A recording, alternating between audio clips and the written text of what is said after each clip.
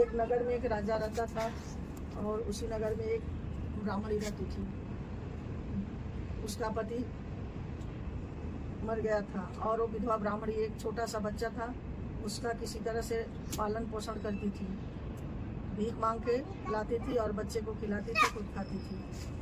एक उसी नगर में एक कुम्हार आता था और राजा के लड़की की शादी थी। राजा बोले कुम्हार से कि हमको बर्तन पका करके अच्छे से ला करके दे। और उस समय इतना परेशान था कुम्हार, जब भी आवा लगाए बर्तन पकेगा उसका। वो परेशान हो गया कि राजा तो हमें अपने तारीफ करेंगे, तो किसी तांत्रिक के पास गया। तांत्रिक के पास गया, बोला कि कोई उपाय बताइए, कोई चेटक खोज बताइए, उसको मैं करेंगे राजा से हमारे। वो बोला कि किसी ब्राह्मणी का, किसी ब्राह्मण का लड़का उस आवा में ले जाके रोक लोगे और इसके बाद आवा लगाओगे तो हमारा आवा पक जाएगा। वो सोचा कि दूसरे का बच्चा डालेंगे तो लोग मारेंगे पीटेंगे, तो विधवा ब्राह्मणी है, इसके आगे पीछे कोई ये नहीं है, ये कुछ नहीं कर पाएगी। तो क्या किया कि गणेश चतुर्थी का व्रत करके बैठी थी और वो क्या किया कि आया और उसके लड़के को बोला कि मैं आप तुम्हारे लड़के को लेकर के जाऊँगा। बोली कि और बारी बारी सबके लड़के को लेके जा रहा हूँ, कर रहा हूँ, मेरा आवा नहीं पक रहा है, तुम्हारे लड़के को लेके जा रहा हूँ और मुझे किसी तांत्रिक ने बताया है कि तुम्हारा आवा पक जाएगा, इसलिए तुम्हारे बच्चे को। अब वो रोने लगी, गिराने लगी। फिर गणेश चतुर्थी का व्रत और वहाँ से सुपारी उठाई, बेटे को बोली बेटा इसको आप हाथ में ले लो, हल्दी दुर्वा और दुर्वा ले लो हाथ में और जा करके तुम आवा में बैठ जाओ और विघ्न विनाशक फूटा संकटी माता का नाम लेके, गणेश गौरी का नाम लेकर के बैठ जाना और उन्हीं का स्मरण करना, श्री गणेशाय नमः का जाप करना और कुछ मत करना, वो तुम्हारी रक्षा करेंगे। वो ले गया आवा में, उसको दे दिया और जब आवा खोला देखा तो उसके आवा में पानी पड़ा हुआ है, दुर्वा जमी हुई है और लड़का उसी तरह से जाप कर रहा है। तो दौड़ते हुए आया, बोला कि मैं क्या करूँ, तो कौन सा चेटक, कौन सा जादू तो ना जानती हूँ, तुम्हारा बच्चा वो पूरा आवा जल पानी पड़ गया और उसमें दुर्वा जम गया, क्या करूँ। तो बोली कि मैं कुछ नहीं करती हूँ, मैं बस गणेश जी का व्रत और पूजन करती हूँ। राजा को पता चला, राजा दोनों को बुलाए, बोले बताओ ब्राह्मणी कौन सा व्रत और पूजन करती हो कि तुम्हारे बच्चे की रक्षा होगी। तुम्हारा बच्चा उस आवे के अंदर, चलते हुए आवे के अंदर, और वो बैठा है, जला नहीं, उस आवे के अंदर पानी हो गया, उस आवे के अंदर दुर्वा जम गई, घास हो गई और लड़का उसी में पड़ा है। तो बोली राजा मैं कोई न जादू जानती हूँ, न टोना जानती हूँ, न कोई चेटक जानती हूँ, बस मैं विघ्न विनाशक गणेश जी का पूजन करती हूँ, जो कि माघ मास शुक्ल पक्ष चतुर्थी के दिन पड़ता है। उस दिन मैं तिल और कन्ना से उनका गणेश जी का पूजन करती हूँ। यथाशक्ति जो हमसे भिक्षा मांग के लाती हूँ, जो मिल जाता है उस अनुसार मैं पूजन व्रत करती हूँ। उन्हीं की कृपा से मेरा बालक आज आग से बच गया। बोले कि पूरे प्रजा में, पूरे राज्य में ढिढोरा पिटवा दिए, क्या से ये व्रत सब लोग करो, और जो भी इस व्रत को करता है उसके बालक की रक्षा होती है, उसके बालक पे आने वाली सारी विपदाएं दूर होती हैं। ये संकट माता है, गणेश भगवान है, गौरी माता जैसे उस ब्राह्मणी के बालक की रक्षा की, वैसे ही हमारे बालक की रक्षा करिएगा, अपने सूरत की रक्षा करिएगा।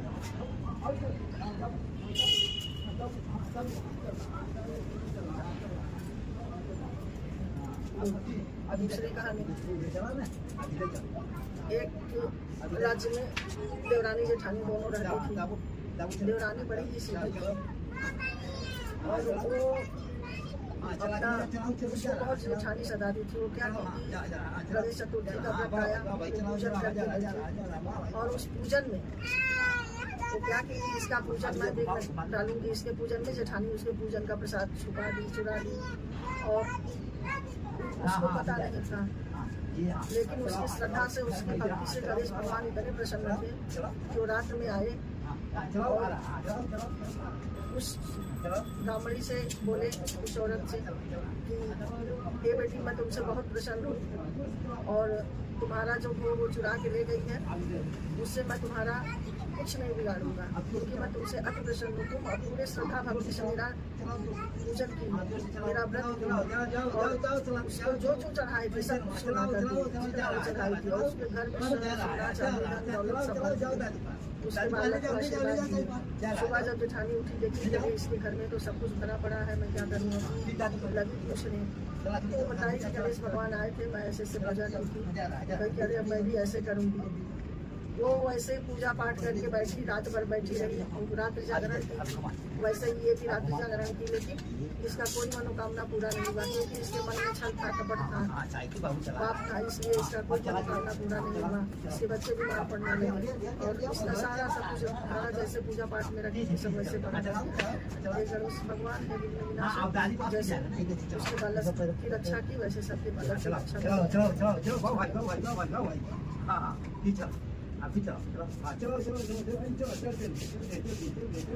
तीसरी कहानी, एक नगर में एक साहूकार था, उसको कोई बच्चे नहीं हो रहे थे और उसकी पत्नी गणेश भगवान से प्रार्थना की कि विनायक मुझे संतान की प्राप्ति होगी तो मैं आपको 1.25 किलो तिल का लड्डू चढ़ाऊंगी और आपका व्रत करूंगी।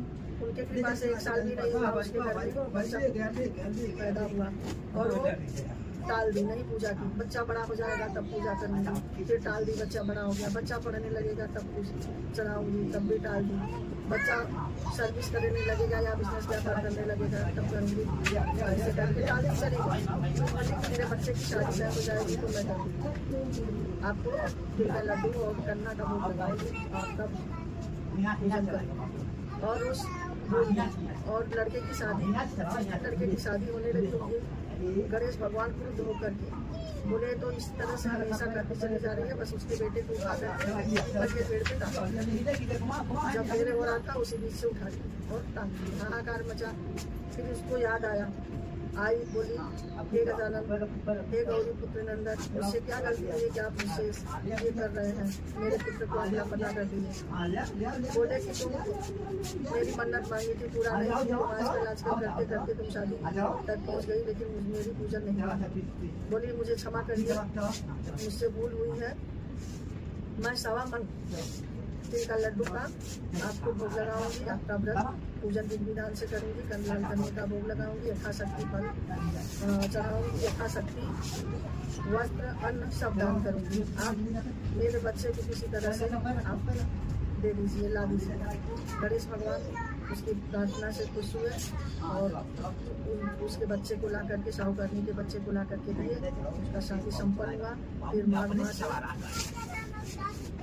शुक्ल पक्ष में चतुर्थी व्रत पड़ा और भी उसने व्रत किया, पूजन किया, तिल का लड्डू बना के चढ़ाई, कन्ना चढ़ाई और पूरे नगर में बंटवाया, विधि विधान से पूजन किया। और जिस तरह से गणेश भगवान उसकी मनोकामना पूरी की, उस तरह से हर माताओं की मनोकामना पूरी करें, हमारी मनोकामना पूरी करें, हमारे बच्चों की मनोकामना पूरी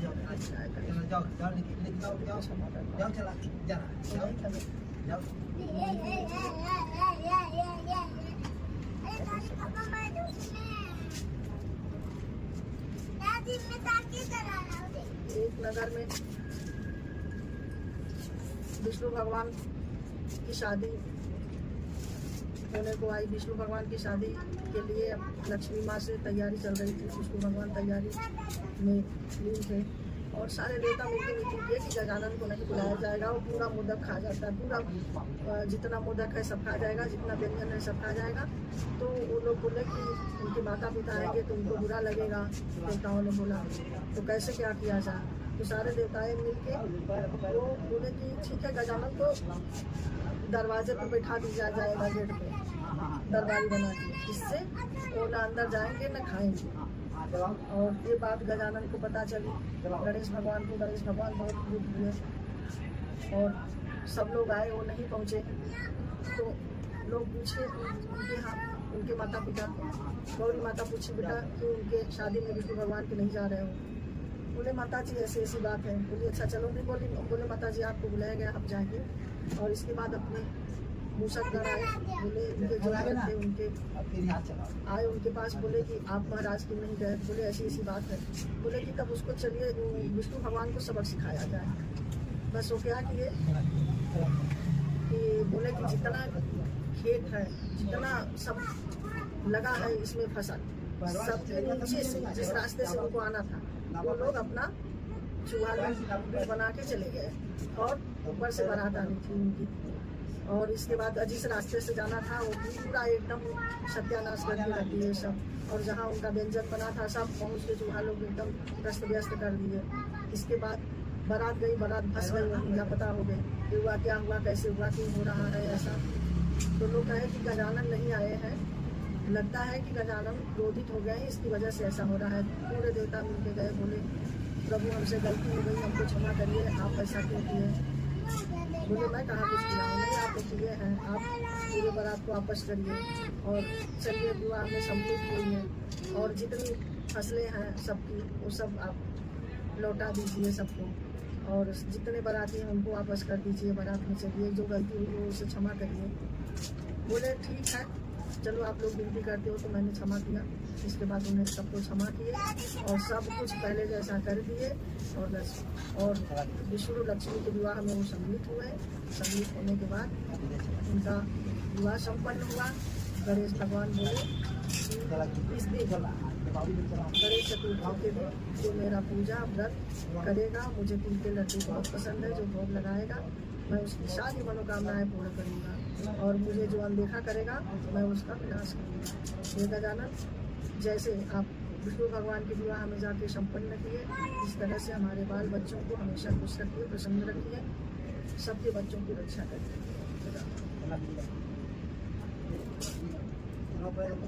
एक कहानी और है, बचनी कहानी। सारे देवताओं ने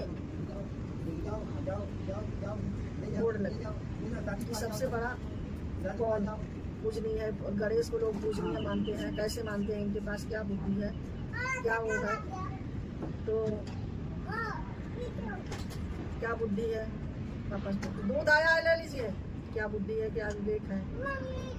दूध ले लो बेटा, दूध आ गया, जाओ दूध वाले अंकल आए, जाओ ले लो दूध। और गणेश भगवान बोले तो सब लोगों ने राय किया कि जो पूरे आकाश पताल तीनों लोगों की परिक्रमा करके पहले आ जाएगा, और ये होने लगे कि कार्तिकेय बड़े हैं, उनकी पूजा क्यों नहीं होती, क्यों उनकी होती है। तो ये हुआ कि ठीक है, जो पहले पूरे तीनों लोगों की परिक्रमा करके वापस आ जाएगा वो प्रथम पूजनीय माना जाएगा।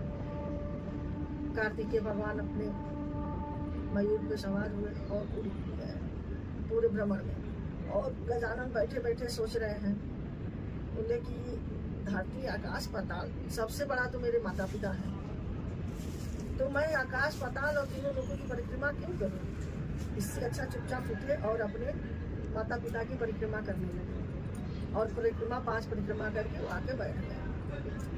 शिव जी बोले, माँ गौरी बोली बेटा ऐसे कैसे परिक्रमा पूरी हो गई तीनों लोगों की। बोले तीनों लोगों के स्वामी आप हैं, और माता पिता का दर्जा तीनों लोगों से बड़ा है, इसलिए मैंने आपकी परिक्रमा की और मैं तीनों लोगों की परिक्रमा कर लिया। सारे देवता लोग, कार्तिकेय जी आए, गुस्सा हुए, ऐसा कैसे सारे देव लोग आए। बात हुई तो माना गया कि नहीं ये सत्य बात है। इसके बाद उसी दिन से गजानन को प्रथम पूजनीय मानने लगे देव लोग, और उसी देवता के प्रथम पूजनीय गणेश जी हैं, बुद्धि के देवता हैं, ज्ञान के देवता हैं।